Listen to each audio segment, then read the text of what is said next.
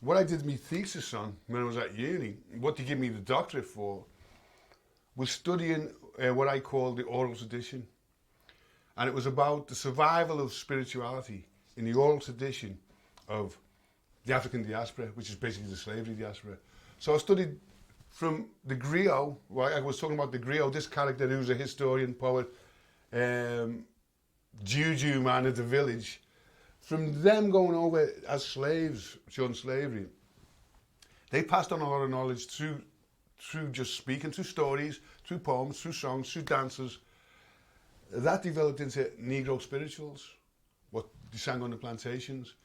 That developed into gospel, which then developed into blues, which developed into soul, funk, jazz, right up to hip hop. You know, hip hop, it's a spoken word thing, really. You only need a drum. And that was the original African root. You need a drum and a voice. You've got your thing together, you know what I mean? People are dancing, people are chanting. Everything that you layer on top of that's just a bonus. So in the New World, you had the coming together of African, European, and native indigenous people creating new forms. You know, blues and gospel, they're hybrid forms. But they originally started in black communities. You know, hip hop became something from the black ghetto, but now it's worldwide. You'll find Eastern European hip hoppers, Russian hip hoppers, Japanese hip hoppers. You know, it's something that just becomes an urban culture in the end. This rattle is actually from the 50s. My granddad made it. When he was at school, they used to do these in the woodwork class. I painted it when I was about 5.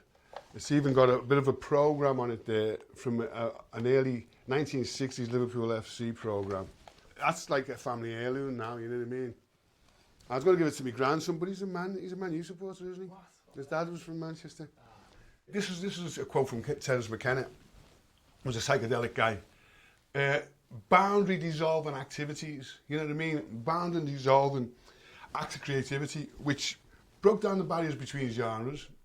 I mean, I don't think you could put my music in any particular bag because it's got Latin music in there, it's got African, it's got soul, it's got funk, it's got bits of rock. I mean, you know, I've listened to lots of different people. I seen Bowie when he was just Ziggy and the Spiders from Mars, you know what I mean? And at the same venue, a few weeks later, I seen Osibisa, who were like a West African band. You know, I've seen Yes, do you remember Yes? At the same venue, I seen Bob Marley. You know, so I've always had an eclectic taste in music. And also I've been a cultural tourist. I'm interested in the differences between cultures, you know what I mean? I'm interested in the whole integral movement where you're exploring everything that's here in the modern world and everything that's gone before us. And you're seeing also how similar different people have been throughout history. There's always been a counterculture. I see myself as part of the counterculture, really.